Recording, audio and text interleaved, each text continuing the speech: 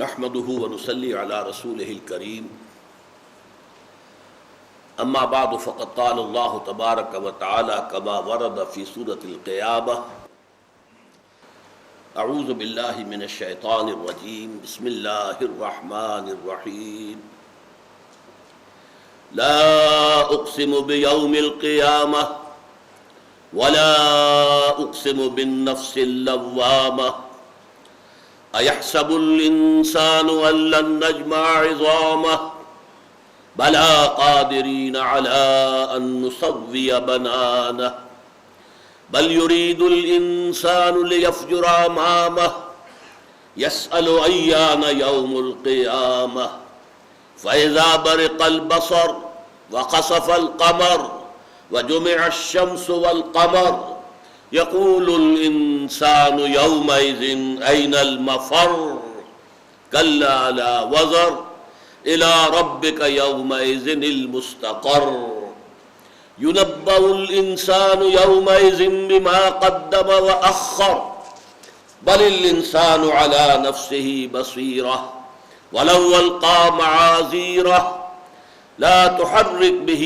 لسانك لتعجل به إن علينا جمعه وقرآنه فإذا قرأناه فاتبع قرآنه ثم إن علينا بيانه كلا بل تحبون العاجلة وتذرون الآخرة وجوه يومئذ ناظرة إلى ربها ناظرة ووجوه يومئذ باسرة تظن أن يفعل بها فاقرة كلا إذا بلغت التراقي وقيل من راق وظن أنه الفراق والتفت الساق بالساق إلى ربك يومئذ المساق فلا صدق ولا صلى ولكن كذب وتولى ثم ذهب إلى أهله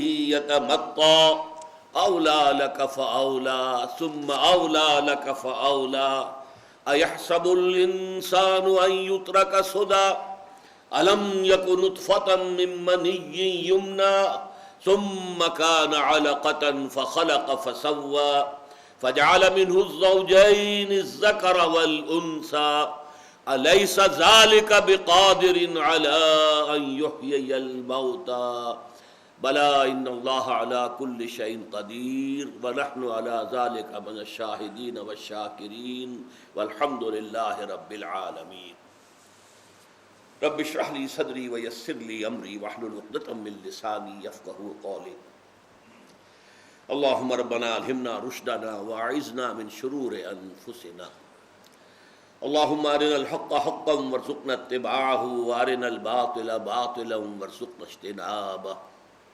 آمین یا رب العالمین۔ مطالعہ قرآن حکیم کے جس منتخب نصاب کا سلسلے وار درس ان مجالس میں ہو رہا ہے، آپ کو یاد ہوگا کہ اس کا پہلا حصہ 4 جامع اسباق پر مشتمل تھا۔ دوسرے حصے میں 5 سبق ہیں، یہ آج کا 5واں اور آخری سبق ہے دوسرے حصے کا، اور اس کا مضمون بنیادی طور پر ہے ایمان۔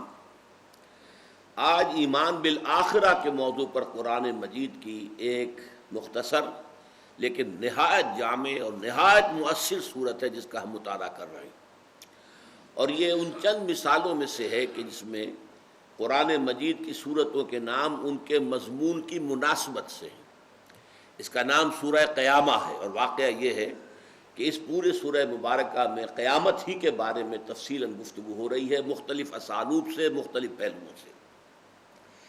اس مرحلے پر قرآن مجید کے اسلوب کے بارے میں اور اس کی ابتدائی صورتیں اور بعد میں نازل ہونے والی صورتوں کے مابین جو اسلوب کا فرق ہے، میں چاہتا ہوں کہ اس کے ضمن میں بعض بنیادی باتیں سمجھ لیں جو اس سورہ مبارکہ کے حوالے سے بڑی آسانی سے سمجھ میں آ جائیں گی۔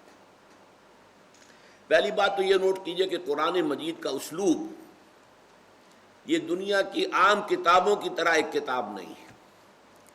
دنیا کی کتابوں میں چیپٹرز ہوتے ہیں، ایک چیپٹر میں، ایک باب میں ایک بحث مکمل ہو جاتی ہے، پھر آگے بڑھتے ہیں۔ اب جو پہلے چیپٹر میں بحث ہو چکی تھی، اگر اس کو دوبارہ آپ دہرائیں گے تو یہ تصنیف کا عیب شمار ہوگا۔ قرآن مجید اس معنی میں کتاب نہیں ہے، اسی طریقے سے یہ شاعری نہیں ہے، بلکہ اس کے بارے میں تو قرآن مجید نے بہت امفیٹیکلی جو ہے نفی کی ہے، وَمَا عَلَّمْنَاهُ الشِّعْرَ وَمَا يَنبَغِي لَهُ، ہم نے اپنے نبی محمد کو صلی اللہ علیہ وسلم شعر سکھایا ہی نہیں، اور یہ ان کے شایان شان ہی نہیں ہے۔ شاعروں کے عمومی کردار کے بارے میں سورہ شعراء میں جو تبصرہ ہوا ہے، اگر اس کو بھی ذہن میں تازہ کر لیں، اس وقت نہیں ہے کہ میں اسے بیان کروں، تو شاعری سے تو برات کی ہے اللہ تعالیٰ نے، اور قرآن مجید جو ہے یقیناً شاعری نہیں۔ اچھا، اس میں ایک اور انداز ہوتا ہے، ایک کلیکشن آف ایسیز، مقالات کا مجموعہ۔ قرآن مقالات کا مجموعہ نہیں ہے، اس لیے کہ مقالات کا مجموعہ جب ہوتا ہے تو ہر مقالہ اپنے موضوع پر ایک یونٹ ہوتا ہے مکمل، اور اس مقالے کا جو مضمون ہے ظاہر بات ہے دوسرے مقالات میں پھر اس کی تکرار نہیں ہوتی، جبکہ قرآن مجید میں ہم دیکھتے ہیں کہ مثلا قصہ آدم و ابلیس بھی قرآن مجید کی 7 صورتوں میں ریپیٹ ہو رہا ہے۔ اس حوالے سے نہ تو یہ عام معنی میں دنیاوی اعتبار سے کتاب ہے، نہ یہ کلیکشن آف ایسیز ہے، یہ کوئی مجموعہ مقالات نہیں ہے، یہ شاعری کی کتاب بھی نہیں ہے، یہ کیا ہے؟ قرآن کا اسلوب ہے خطبے کا، جیسے کہ خطیب، شعلہ بیان خطیب کھڑا ہوتا ہے مجمع میں خطاب کرتا ہے، اور ظاہر بات ہے کہ خطبے میں بعض چیزیں ایسی ہیں کہ جو میں اس کے ابھی نمایاں اس کے اوصاف بیان کروں گا کہ وہ آپ کو قرآن مجید میں بالخصوص نظر آئیں گے۔ نمبر ایک یہ کہ خطبہ جب بھی ہوتا ہے تو خطیب خطبہ دیتا ہے، بات صحیح معنی میں خطیب ہو، یہ سمجھ لیجئے ایک ہوتے ہیں لیکچررز، مقرر علیحدہ شے ہے، خطیب علیحدہ شے ہے، اوریٹری جسے کہا جاتا ہے انگریزی میں، وہ بالکل ایک دوسری شے ہے، اس میں جذبات اور اس میں جو ہے انسان کا احساسات کا جو دخل ہوتا ہے، جبکہ لیکچر میں ٹھنڈی ٹھنڈی بات ہوتی ہے، زیادہ عقل سے اپیل کیا جاتا ہے، خطبے میں جذبات سے اپیل کیا جاتا ہے، عقل سے بھی ہے لیکن یہ کہ جذبہ جو ہے وہ اس کے سامنے زیادہ رہتا ہے مخاطب کی حیثیت سے۔ نمبر 2 یہ کہ خطیب شروع میں بھی بہت جامع بات کرتا ہے، اگر نہیں کرے گا، پھسپھسی بات سے بات شروع کرے گا تو لوگوں کی توجہ اپنی طرف کھینچ ہی نہیں سکے گا۔ شروع میں بھی بات ہونی چاہیے بڑی شاندار، بڑے انداز سے، اور بات جو ہے جامع ہو، لوگوں کی توجہ کو ایک طرف اپنی طرف مبذول کر لے، ان کو پوزیس کر لے، ان کی توجہ۔ پھر یہ کہ دوران خطبہ مشرق مغرب شمال جنوب کی باتیں ہوں گی، لیکن آخر میں جا کر پھر نہایت جامع بات پر جو ہے خطبہ ختم ہوگا، تاکہ خطیب جو کچھ کہنا چاہتا ہے وہ لاسٹنگ امپریشن لے کر جو اس کے سامنے ہیں، جو سامعین تھے اس مجلس میں جنہوں نے وہ خطبہ سنا ہے، وہ جب جائیں تو ان کے ذہنوں پر ایک امپریشن بہت گہرا ہو، اور وہ ظاہر بات ہے کہ لاسٹنگ امپریشن ہوتا ہے۔ یہی چیز آپ دیکھیں گے قرآن مجید میں سورتوں کی ابتدائی آیات، اختتامی آیات بڑی اہم ہوتی ہیں، بہت جامع ہوتی ہیں، انہیں فواتح سور اور خواتیم سور کہا جاتا ہے، وہ آیتیں جن سے سورتوں کا آغاز ہوتا ہے اور وہ آیتیں جن سے سورتوں کا اختتام ہوتا ہے، فواتح اور خواتیم، وہ بہت جامع ہوتی ہیں۔ اس کی بہت سی مثالیں میں دے سکتا ہوں لیکن اس وقت اس کا موقع نہیں۔ تیسری بات جو خطبے کے اندر بہت خاص ہوتی ہے وہ تحویل الخطاب ہے۔ آپ کو معلوم ہے کہ ایک خطیب فرض کیجئے کہ مسجد کے ممبر پر کھڑا ہوا تقریر کر رہا ہے، یا کسی پولیٹیکل پلیٹ فارم پر جلسے میں کھڑا تقریر کر رہا ہے، تو کبھی وہ حاضرین سے اس طور سے خطاب کرے گا گویا کہ وہ موجود نہیں ہے، صیغہ غائب کے اندر خطاب شروع کر دے گا۔ لوگوں کو یہ جاننا چاہیے اور لوگوں کو یہ سمجھنا چاہیے، حالانکہ وہ سمجھانا چاہ رہا ہے ان کو، بجائے یہ کہنے کہ آپ کو یہ سمجھنا چاہیے، آپ کو یہ جان لینا چاہیے، اس کے بجائے لوگوں کو یہ سمجھ لینا چاہیے، یہ بات لوگوں کی سمجھ میں آ جانی چاہیے۔ کبھی وہ غائب کو حاضر فرض کرتا ہے۔ ایوب خان کے زمانے میں کوئی مقرر کھڑا ہوتا تھا، جنرل صاحب ذرا ہوش کیجئے، ہوش ٹھکانے آنے چاہیے آپ کہ آپ کیا کر رہے ہیں، غلط کام کر رہے ہیں۔ حالانکہ ظاہر بات ہے جنرل ایوب تو مجمع میں موجود نہیں ہوتے۔ آج بھی کوئی مقرر کرے گا اور وہ جنرل مشرف کو مخاطب کر لے گا جلسے کے اندر کھڑے ہو کر یا اپنے خطبہ جمعہ کے اندر، حالانکہ وہ وہاں موجود نہیں ہے۔ تو کبھی غائب کو حاضر فرض کر لینا، کبھی حاضر کو غائب فرض کر کے گفتگو کرنا، اور ابھی ایک سے بات ہو رہی تھی، ابھی کسی اور سے بات شروع ہو گئی۔ اس میں یہ ہوتا ہے کہ مقالے میں اور کتاب میں بھی ہوتا ہے، لیکن وہاں یہ کہ انڈیکیشن دی جاتی ہے، مصنف یا مقالہ نگار یہ کہتا ہے اب میں چند باتیں ان حضرات سے کہنا چاہتا ہوں، یہ انڈیکیشن دے کر وہ اپنا خطاب کا رخ بدلتا ہے کہ ابھی کچھ اور لوگوں سے خطاب ہو رہا تھا، لیکن اب میں چند باتیں، چند گزارشات ان لوگوں کی خدمت میں پیش کرنا چاہتا ہوں۔ یہاں یہ نہیں ہوگا، کوئی انڈیکیشن نہیں ہوگی، بات فوراً جو ہے تحویل خطاب ہو جائے گا۔ ابھی کسی سے گفتگو ہو رہی تھی، ابھی کسی اور سے شروع ہو گئی ہے، ابھی منکرین قیامت سے بات ہو رہی تھی، ابھی اہل ایمان سے بات شروع ہو گئی ہے، ابھی جو مخالفین تھے حضور کے ان سے بات ہو رہی تھی، ابھی حضور سے بات شروع ہو گئی ہے، اور اس میں کوئی انڈیکیشن نہیں ہوتی کہ یہ بات اب ہم ان سے کہہ رہے ہیں۔ یہ آپ کو سمجھنا ہوتا ہے قرآن مجید کا سیاق و سباق جو ہے آیات کا، کہ اب یہاں پر رخ بدل گیا ہے، یہاں خطاب بدل گیا۔ ایک بات اور نوٹ کر لیجئے قرآن مجید کے اسلوب کے اعتبار سے، کہ جو جدید زمانے میں ایک بلینک ورس کا تصور ہے، آزاد نظم، اس سے کچھ قرآن مجید کی کچھ صورتیں جو ہیں اس کے مشابہ ہیں، کہ جیسے ایک شاعری جو ہوتی ہے، شعر اصل میں غزل ہے، نظم ہے، اس میں تو یہ کہ ردیف اور قافیہ اور وزن یہ ساری چیزیں آئیں گی، بحر اس بحر سے باہر ہو گیا، وزن سے یہ خارج ہو گیا، وغیرہ وغیرہ، یہاں سکتہ ہو گیا، وہ تو ساری شرطیں پوری کرنی پڑتی۔ بلینک ورس میں یہ نہیں ہے، وہاں یہ کہ ایک مصرع چھوٹا ہے، ایک لمبا چلا جا رہا ہے۔ البتہ یہ کہ جو قوافی ہوتے ہیں ان میں کچھ مناسبت ہوتی ہے۔ قرآن مجید میں جو بڑی صورتیں ہیں اور ان میں جو بڑی آیتیں آتی ہیں، اگرچہ ان میں بھی فواصل کہیں گے، ہم قوافی نہیں کہیں گے، قافیہ شعر کے لیے کہتے ہیں، شعر کا یہ قافیہ ہے، لیکن یہ ہے کہ قرآن مجید میں آیات کے فواصل، یعنی جہاں پر کہ آیت ختم ہوتی ہے اس کے اندر کچھ صوتی آہنگ ہوتا ہے، اس میں کوئی شک نہیں، لیکن بڑی لمبی آیتوں میں وہ نمایاں نہیں ہوتا، چھوٹی صورتوں کے اندر چھوٹی آیتوں بہت نمایاں ہوتا ہے۔ میں نے ابھی اسی لیے ایک خطبے کے انداز میں آپ کو سورہ قیامت سنائی ہے، میں نے عام قرات کا جو انداز ہوتا ہے، تلاوت کا جو انداز ہوتا ہے وہ اختیار نہیں کیا۔ آج سورہ قیامہ جو میں نے پڑھی آپ کے سامنے، اس میں خطبے کا انداز ہے، اگر میں کھڑے ہو کر یہ خطبہ دے رہا ہوتا تو وہ اور انداز جو ہے واضح ہو جاتا۔ اور مجھے یاد ہے یہ کوئی 25-30 برس قبل کا واقعہ ہے، مسجد خضرہ سمن آباد میں ایک جمعے میں میں نے اسی سورہ قیامہ پر تقریر کی تھی، اور وہاں پھر میں نے کھڑے ہو کر، اس زمانے میں تقریر کرتا تھا، وہ اب آج کی طرح کی میری معذوریاں نہیں تھی، تو میں نے جس انداز میں سورہ قیامہ اس وقت پڑھی تھی، اس کی لذت خود مجھے آج تک محسوس ہوتی ہے۔ تو اس کے اندر خطاب کا انداز جو ہے، خطبے کا انداز بہت نمایاں ہے۔ آپ نے دیکھا ہوگا یہاں جو فواصل ہیں، اب پہلے جو ہے ایک طرح کے فواصل آ رہے ہیں، اب شروع کی آیتیں 6 آیتیں جو ہیں، لا اقسم بیوم القیامہ، اب یہ مہ چلے گا، ولا اقسم بالنفس اللوامہ، ایحسب الانسان ان لن نجمع عظامہ، بلا قادرین علی ان نسوی بنانہ، بل یرید الانسان لیفجر امامہ، یسأل ایان یوم القیامہ۔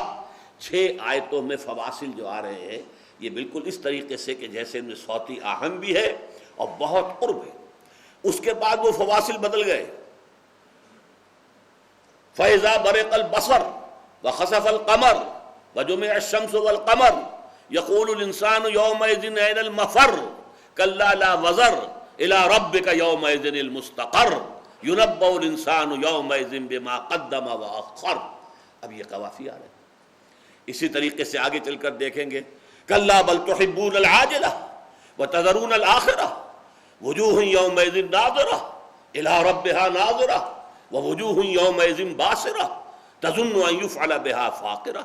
اب یہ وہ قوافی، اس کے بعد پھر بدلتا ہے، كَلَّا إِذَا بَلَغَتِ التَّرَاقِيَ وَقِيلَ مَنْ رَاقٍ وَظَنَّ أَنَّهُ الْفِرَاقُ وَالْتَفَّتِ السَّاقُ بِالسَّاقِ إِلَىٰ رَبِّكَ يَوْمَئِذٍ الْمَسَاقُ۔ پھر آخری دوسرا رکوع جو ہے 10 آیتیں، وہ ایک ہی فواصل پر چلیں گے، فَلَا صَدَّقَ وَلَا صَلَّىٰ وَلَٰكِنْ كَذَّبَ وَتَوَلَّىٰ ثُمَّ ذَهَبَ إِلَىٰ أَهْلِهِ يَتَمَطَّىٰ أَوْلَىٰ لَكَ فَأَوْلَىٰ ثُمَّ أَوْلَىٰ لَكَ فَأَوْلَىٰ أَيَحْسَبُ الْإِنسَانُ أَن يُتْرَكَ سُدًى أَلَمْ يَكُ نُطْفَةً مِّن مَّنِيٍّ يُمْنَىٰ ثُمَّ كَانَ عَلَقَةً فَخَلَقَ فَسَوَّىٰ فَجَعَلَ مِنْهُ الزَّوْجَيْنِ الذَّكَرَ وَالْأُنثَىٰ أَلَيْسَ ذَٰلِكَ بِقَادِرٍ عَلَىٰ أَن يُحْيِيَ الْمَوْتَىٰ۔ یہ میں نے تجزیہ کر کے آپ کو بتایا کس طور سے ان کو ہم سٹینزاز کہہ سکتے ہیں، کہ یہ جو ہے بلینک ورس کے انداز کی یہ جو ہے آزاد نظم محسوس ہو رہی ہے، اور اس میں جو مختلف اس میں آتے ہیں حصے، ان میں جو فواصل ہیں وہ کس قدر صوتی آہنگ کتنا نمایاں ہے۔ تو پہلی بات تو میں نے آج عرض کی، خاص طور پر یہ پہلو چونکہ سورہ قیامہ میں بہت نمایاں ہے، یہ خطبے کے انداز میں، یہ اوریٹری ہے، اس کے اندر اس میں جذبات سے اپیل ہے، اس میں عقلی اور منطقی بات بہت کم ہے، وہ دبی ہوئی ہے، چھپی ہوئی ہے، موجود ہے لیکن وہ نمایاں نہیں، خفی انداز میں ہے۔ باقی اصل جو ہے انسان کے جذبے سے اپیل کی گئی، اور پھر یہ کہ اس کا انداز جو ہے میں نے جیسا کہ آپ کو بتایا، اگر مل سکتا ہے کسی درجے میں تو بلینک ورس یا آزاد شاعری سے مل سکتا ہے۔ دوسری بات میں یہ چاہتا ہوں کہ آپ پر واضح ہو جائے کہ قرآن مجید کی جو صورتیں ابتدا میں نازل ہوئیں اور جو بعد میں نازل ہوئیں، اب بعد میں نازل ہونے والی مکی صورتیں بھی ہیں، ظاہر بات ہے کہ 13 برس ہیں مکی، 10 برس ہیں مدنی، تو مکی زمانہ جو ہے اس کے بھی وسط کے بعد سے وہ صورتیں نازل ہونی شروع ہو گئیں جو طویل بھی ہیں اور جن میں آیتیں بڑی لمبی لمبی ہیں، اور یہی پھر وسط جو ہے مدنی صورتوں میں اور نمایاں ہو جاتا ہے کہ آیتیں طویل، صورتیں طویل، اور آیتیں جو ہے وہ خود اپنی جگہ پر بہت لمبی لمبی۔ ان میں جو فرق ہے اسلوب کا وہ بہت نمایاں ہے۔ مثلا یہ کہ اس کا تقابل ہم یہاں کر لیتے ہیں، اس لیے کہ ہمارا پچھلا سبق جو تھا سورہ تغابن، اس کے 2 رکوع تھے، وہ لیٹر مدنی پیریڈ کی صورت ہے، یعنی دور جو قیام مدینہ منورہ ہے حضور کا، اس کا لیٹر ہاف، سن 5 ہجری کے بعد، یہ ہے سورہ تغابن کا زمانہ نزول۔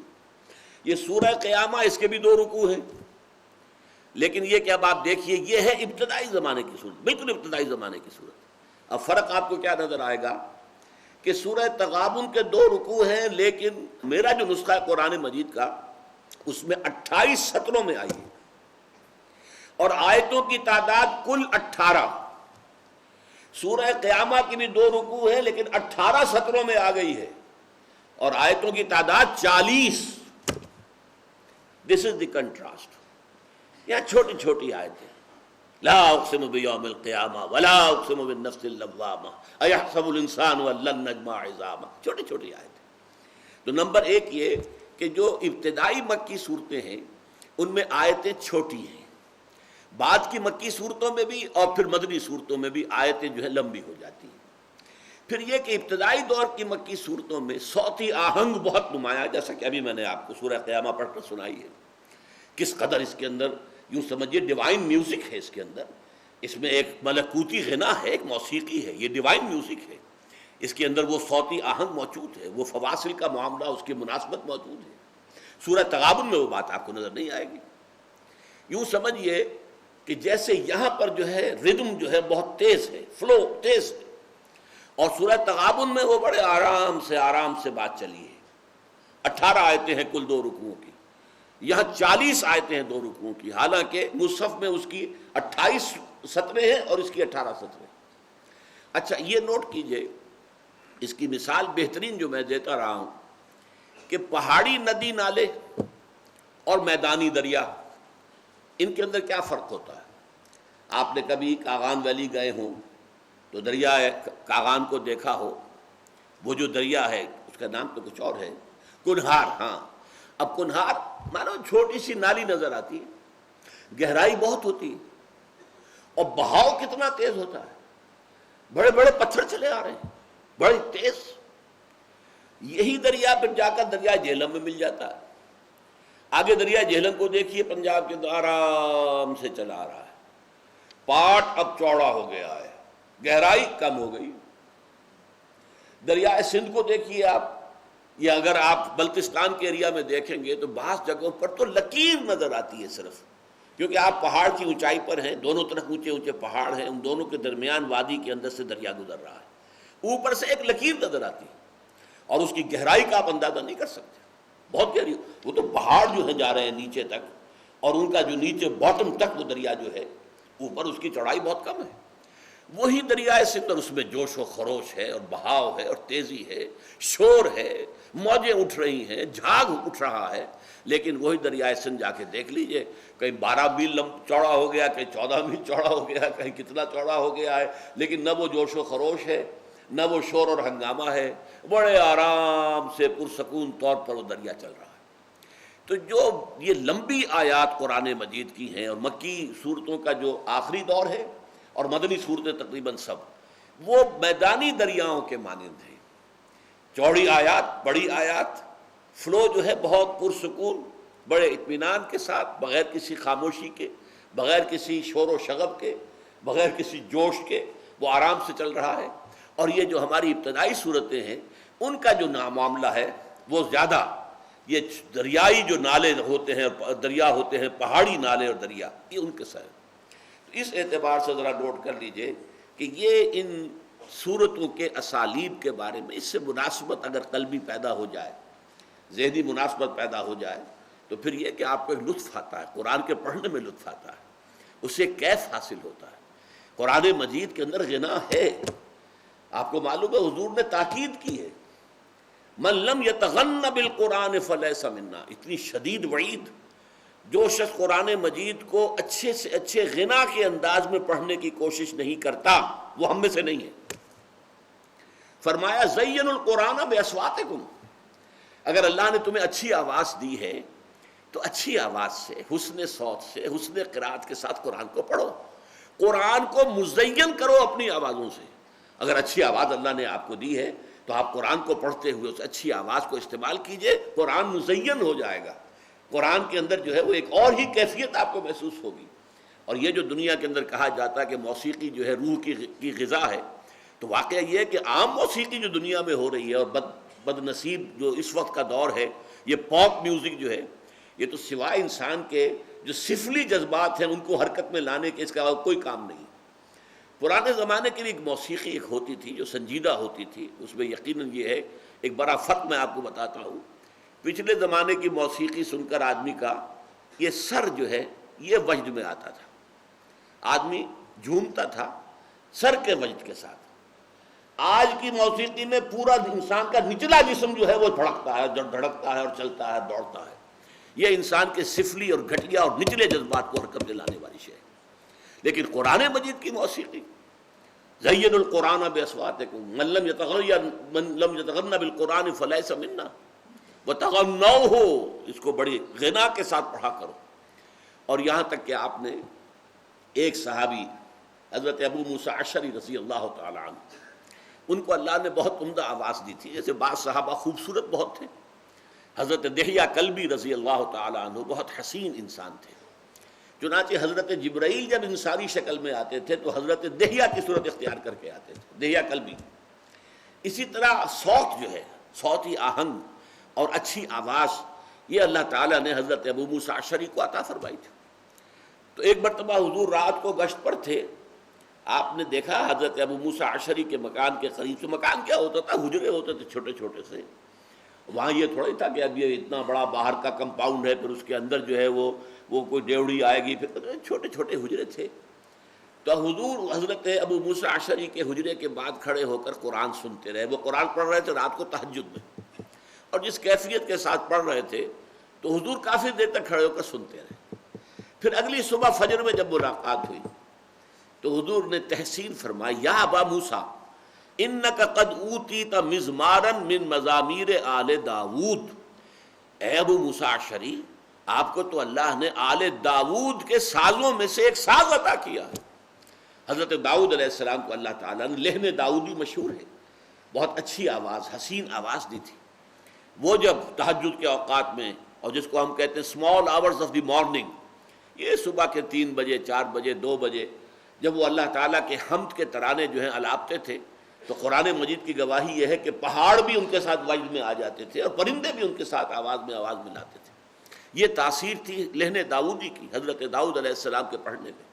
تو حضور نے فرمایا جیسے اللہ تعالیٰ نے حضرت داؤد کے گلے میں ایک ساز رکھ دیا تھا، وہ ساز کوئی باہر کا ساز نہیں ہے بلکہ وہ گلے کے اندر ساز ہے جو اللہ تعالیٰ نے بہترین آواز دی ہے، خوبصورت آواز دی ہے، ایک غنا والی جو ہے غنائی آواز دی ہے۔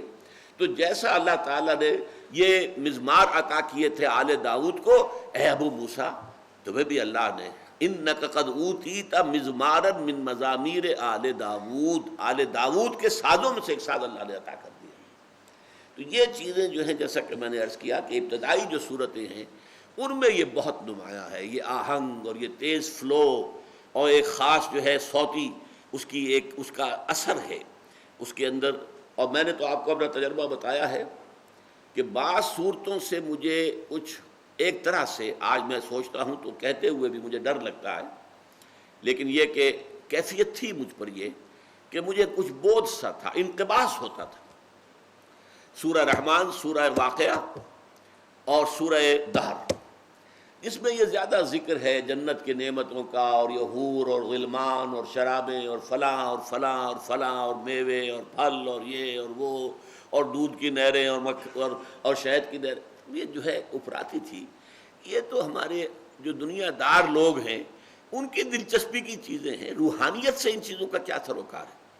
تو طبیعت میں ایک طرح کا ایک حجاب سا تھا ان صورتوں سے۔ واقعہ یہ ہے میرا یہ حجاب رفع ہوا ہے جب شیخ القراء محمود خلیل حسری رحمۃ اللہ علیہ ان کا میں نے قرات کردہ سورہ رحمان کا ریکارڈ سنا ہے اور سورہ واقعہ کا۔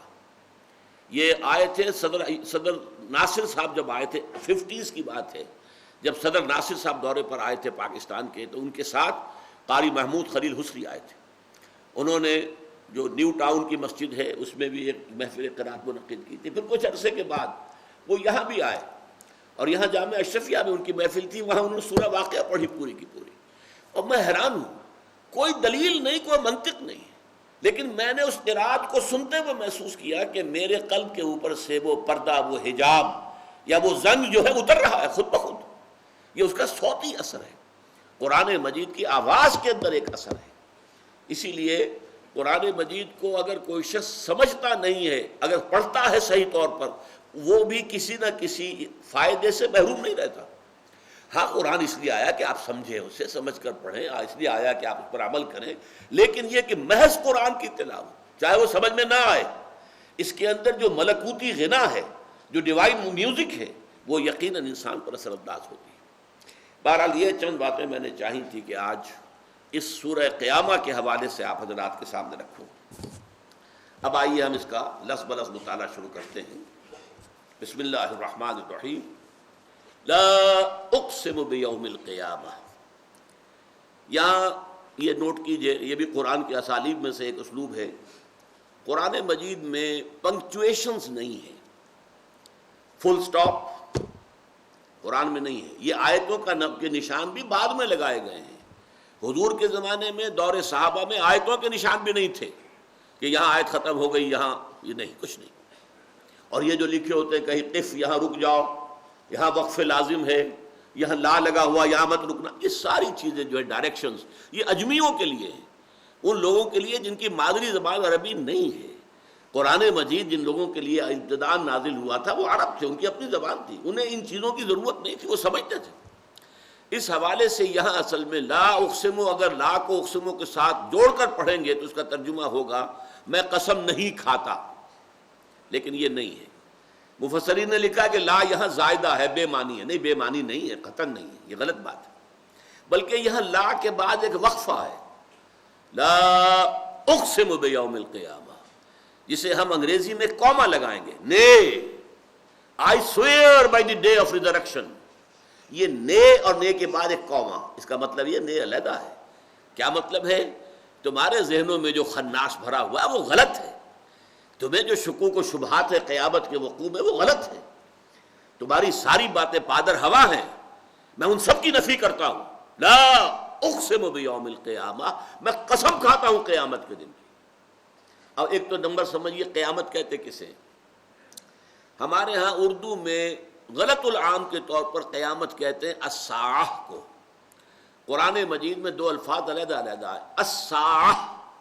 جب جب قیامت جسے ہم قیامت کہتے ہیں آئے گی اور یہ سارے کرے ٹکرا جائیں گے اور سورج سوا نیزے پر آ جائے گا اور زلزلہ آئے گا، یا ایھا الناس اتقوا ربکم ان زلزلۃ الساعۃ شیء عظیم، یہ جو قیامت کا ساعت کا زلزلہ ہے وہ بہت بڑی شے ہے، اسے قرآن قیامت نہیں کہتا، وہ الساعہ والساعۃ ادھیٰ وامر، وہ جو ہے ساعہ، جبکہ یہ ہلچل بچ جائے گی پوری کائنات کے اندر، تباہی آئے گی، وہ در حقیقت بہت ہی کڑوی شے ہے اور بہت ہی وہ خوفناک شے ہے۔ قیامہ کا لفظ اصل میں قرآن مجید میں ہے ریزریکشن کے لیے، جب قبروں سے اٹھ کر کھڑے ہو جائیں گے۔ فَإِذَا هُمْ قِيَامٌ يَنظُرُونَ، قیامہ بعد سے بادل موت کے لیے لفظ قیامہ ہے، نوٹ کر لیجئے، اس لیے کہ قیامت جسے ہم کہتے ہیں وہ در حقیقت اس کے کئی مرحلے ہیں۔ پہلے سور پھونکا جائے گا، ایک زلزلہ آئے گا، بہت پرہیبت معاملہ ہوگا، بہت خوفناک صورت ہوگی۔ فَصَعِقَ مَنْ فِي السَّمَاوَاتِ وَمَنْ فِي الْأَرْضِ إِلَّا مَنْ شَاءَ اللَّهُ، جو بھی آسمانوں میں ہوں گے زمین میں ہوں گے سب بے ہوش ہو کر گر جائیں گے سوائے اس کے کہ جن کو اللہ چاہے۔ عام خیال یہ کہ سوائے حملۃ العرش، وہ جو فرشتے ہیں جو اللہ کے عرش کو اٹھائے ہوئے، صرف وہ بچیں گے، ان پر موت طاری نہیں ہوگی، ورنہ ساری آسمانی مخلوق پر، تمام فرشتوں پر، تمام جنات پر، تمام انسانوں پر موت طاری ہو جائے گی۔ یہ ہے الساعہ۔ اب اس کے بعد کتنا عرصہ گزرے گا ہم نہیں جانتے، پھر دوبارہ سور میں پھونکا جائے گا، ثم نفخ فیہ اخری فاذا ہم قیام ینظرون، جب دوبارہ سور میں پھونک ماری جائے گی تو وہ سب کے سب کھڑے ہوں گے۔ یخرجون من الاجداث سراعا کانہم الی نصب یوفضون، وہ اپنی اپنی قبروں سے نکل کر ایسے دوڑیں گے جیسے کہ کوئی ہدف ہے جس تک پہنچنا ہے، انہیں دوڑ لگا رہے ہیں ایک دوسرے کی طرف۔ یہ ہے قیامت۔ اس روز پھر انسان کو اللہ کے سامنے کھڑے ہونا پڑے گا، جواب دہی کرنی پڑے گی۔ Grand accountability of the day of judgment, he will have to face it. تم کیا کر کے لائے ہو، میں نے تمہیں کیا کیا کیا کیا دیا اور تم نے کیا کیا، اس کا حساب کتاب ہوگا۔ اس کے لیے ایک حدیث بڑی جامع ہے کہ فرمایا لن تزول قدم ابن آدم حتی یسأل عن خمس، ابن آدم، آدم کی نسل کے کسی فرد کے قدم ہل نہیں سکیں گے کٹہرے سے۔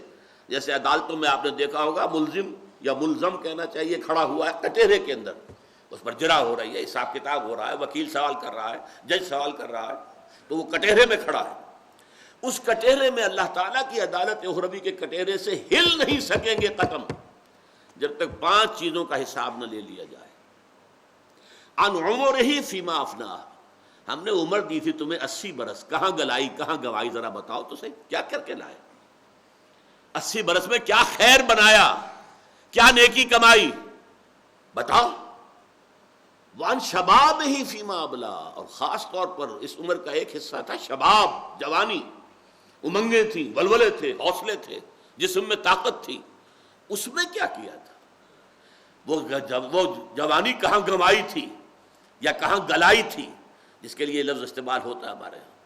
تو عن عمرہ فیما افناہ وعن شبابہ فیما ابلاہ وعن مالہ من این اکتسبہ وفیما انفقہ، مال کا پیسے کا حساب دو، کہاں سے کمایا تھا، حلال سے کہ حرام سے، اور کہاں خرچ کیا تھا، جائز میں یا ناجائز میں، گلچھروں میں، بدماشیوں میں، عیاشیوں میں، یا نیکیوں میں، خیر میں، بھلائی میں، اللہ کے دین کی خدمت میں، ادائے حقوق میں، لاؤ حساب۔ اور آخری وَعَمَّا عَمِلَ فِيمَا عَلِمَ، جو علم تمہیں حاصل ہوا اس میں عمل کتنا کیا۔ یوں سمجھیے کہ اگر علم انسان کو زیادہ حاصل ہو جائے تو اکاؤنٹیبلٹی بھی اسی نسبت سے بڑھ جائے گی۔ جس شخص کے پاس علم کم ہے اس کا حساب کتاب بھی اسی معاملے میں کم ہوگا، جس کے پاس پیسہ کم ہے اسی طرح اس کا حساب کتاب بھی کم ہوگا۔ جس کو اللہ نے دنیا میں پیسہ زیادہ دیا ہے اسے تو حساب چکاتے دیر لگے گی بڑی، بہت مشکل سے چھٹکارا ہوگا۔ جیسے انکم ٹیکس والے اگر IRA جو ہے امریکہ میں، وہ اگر کسی کے اوپر ہاتھ ڈال دے تو پھر ان کے لیے قیامت آ جاتی ہے۔ وہ تو پھر یہ کہ اس کے چنگل سے نکلنا کسی انسان کے بس کا روگ نہیں ہے۔ اسی طریقے سے یہ انکم ٹیکس کا دنیا میں حساب جو ہوتا ہے، اللہ تعالیٰ جب حساب لے گا عن مالہ من این اکتسبہ وفیما انفقہ، تو یہ دن جو ہے لا اقسم بیوم القیامہ، تمہیں اس دن کے بارے میں کوئی شک ہے، شبہ ہے، کوئی مغالطہ ہے، تم اسے مستبعد سمجھتے ہو، تم سمجھتے ہو کہ انہونی بات ہے، میں قسم کھاتا ہوں کہ وہ ہو کر رہے گا۔ یہ بالکل وہی اسلوب ہے جو ہمارے پچھلے درس میں تھا سورہ تغابن میں، زعم الذین کفروا ان لن یبعثوا، یہ کافر جو ہیں اس زوم میں مبتلا ہو گئے، اس خام خیالی میں مبتلا ہو گئے کہ انہیں اٹھایا نہ جائے گا۔ قل بلا وربی لتبعثن ثم لتنبؤن بما عملتم، کہہ دیجئے اے نبی کیوں نہیں، اور مجھے اپنے رب کی قسم ہے تم لازماً اٹھائے جاؤ گے اور پھر تمہیں جتلا دیا جائے گا جو کچھ کہ تم کر کے لائے۔ یہ وہی انداز ہے، لا اقسم بیوم القیامہ ولا اقسم بالنفس اللوامہ، اور نہیں میں قسم کھاتا ہوں نفس لوامہ کی۔ اس پہ سارا استدلال جو اس سے پہلے ہم پڑھ چکے ہیں، قیامت کے بارے میں استدلال کیا ہے؟ وہ جو کانٹ نے استعمال کیا ہے، اے کریٹیک آف پریکٹیکل ریزن، انسان میں نیکی اور بدی کا شعور ہے، تبھی تو ہمارا ضمیر ہمیں ملامت کرتا ہے۔ ہم کوئی غلط کام کر بیٹھتے ہیں تو اندر سے کوئی چیز ہمیں ملامت کرتی ہے، چاہے کسی اور کو بھی پتہ نہیں چلا کہ تم نے یہ غلط حرکت کی ہے، لیکن some thing with in you, تمہاری اپنی شخصیت کے اندر کچھ شے ہے ان بلٹ، وہ کہتی ہے تم نے غلط کام کیا، تمہیں یہ نہیں کرنا چاہیے تھا، تم نے زیادتی کی ہے، تم نے جھوٹ بولا ہے، تم نے وعدہ خلافی کی ہے، تم نے فلاں کا حق مارا ہے، تم نے اس پر تہمت لگا دی ہے۔ یہ جو نفس لوامہ ہے، نفس ملامت گر، یہ جو ہمارا کانشنس ہے، یہ جو ہمارا ضمیر ہے، یہ دلیل ہے کہ قیامت ہو کر رہے گی، کیونکہ اگر نیکی نیکی ہے اور بدی بدی ہے تو دنیا میں تو نیکی کا اچھا بدلہ اور بدی کی سزا نہیں ملتی، حرام خور یہاں عیش کرتے ہیں، اور جو شخص کاربند ہو جائے کہ حلال ہی پر اکتفا کرنی ہے، اسے 2 وقت کی سوکھی روٹی مشکل ملے گی۔ یہاں تو خیر کے لیے، حالانکہ قاعدہ تو یہ ہے کہ گندم از گندم بے رویت، جو سے جو، گندم سے گندم پیدا ہوتی ہے، جو سے جو پیدا ہوتا ہے۔ نیکی کا نتیجہ اچھا نکلنا چاہیے، بدی کا نتیجہ برا نکلنا چاہیے، لیکن یہاں نہیں نکلتا۔ اس کا مطلب یہ ہے کہ یہ دنیا، this world, it is incomplete regarding moral law, regarding the physical law it is complete. آپ اگر زبان پر انگارہ رکھیں گے جل جائے گی، آپ اگر سنکھیا کھائیں گے چاہے غلطی سے کھایا، آپ نے کچھ اور سمجھا تھا، اسے ٹافی سمجھ لیا تھا، منہ میں ڈال لیا، کھا گئے، لیکن مر جائیں گے چاہے آپ کی نیت کچھ بھی تھی۔ اس لیے کہ فزیکل لا جو ہے وہ یہاں افیکٹو ہے، وہ لازماً اپنا نتیجہ نکالتا ہے، مورل لا نتیجہ نہیں نکالتا۔ آپ نے جھوٹ بولا، زبان پر چھالا تک نہیں پڑا، آپ کسی کا مال ہڑپ کر گئے، پیٹ میں درد بھی نہیں ہوا، آپ نے یتیم کا مال ہڑپ کر لیا، اپنی بہنوں کا حصہ مار لیا وراثت کا، کھا گئے سارا کا سارا، کچھ بھی نہیں ہوا آپ کو۔ لہذا یہ مورل لا کے اعتبار سے یہ دنیا نامکمل ہے، ایک اور دنیا ہونی چاہیے جس میں کہ وہ مورل لا بھرپور طریقے پر وہ وہاں پر افیکٹو ہو، نتیجہ خیز ہو، وہاں پر اس کے نتائج نکلے، بھلائی کا بھلا بدلہ ملے اور برائی کی بری سزا ملے۔ یہ دلیل ہے، یہ ہم پہلے پڑھ چکے ہیں۔ یہاں اسے صرف ایک نظم کے اسلوب میں، یہاں قسم کے اسلوب میں بیان کر دیا گیا ہے۔ ان دونوں قسموں کا مقسم علیہ یہاں نہیں آیا، کس چیز پر قسم کھائی گئی؟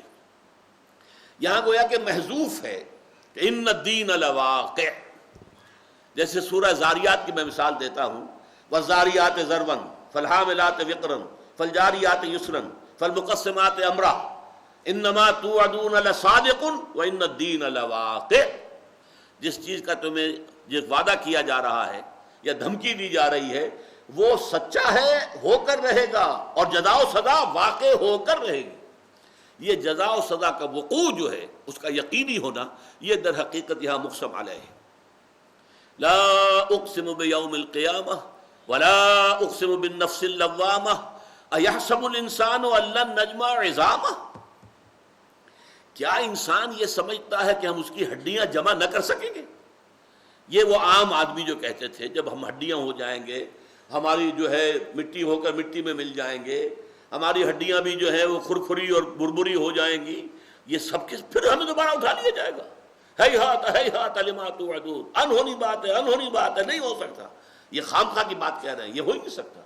اوآباؤنا الاولون، کیا ہمیں بھی اٹھا لیا جائے گا؟ ہمارے آباء و اجداد جنہیں مرے ہوئے سینکڑوں برس ہو گئے، انہیں بھی دوبارہ اٹھا لیا جائے گا؟ نہیں، یہ انہونی بات ہے۔ اس میں اصل شے کیا ہے؟ اللہ تعالیٰ کی صفت قدرت کی نفی ہے۔ دیکھیے یہاں جن لوگوں سے گفتگو ہو رہی ہے، یہ معین کر لیجئے پہلے، وہ اللہ کے منکر نہیں ہے،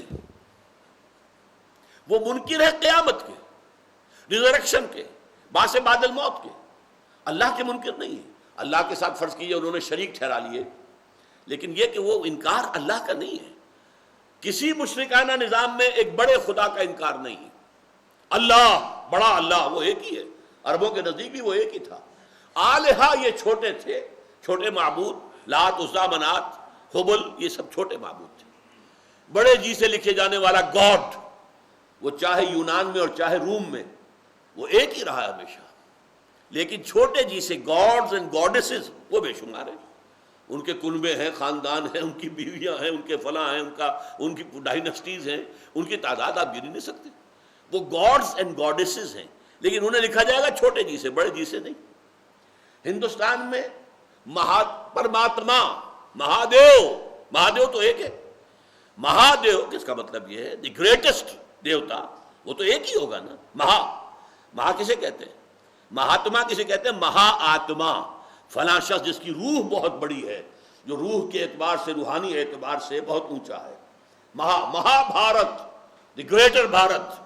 تو اسی طریقے سے ایک ہے مہادیو، بڑا دیو، بڑا دیوتا، اور دیویاں اور دیوتا بے شمار ہیں، مہادیو تو ایک ہی ہے۔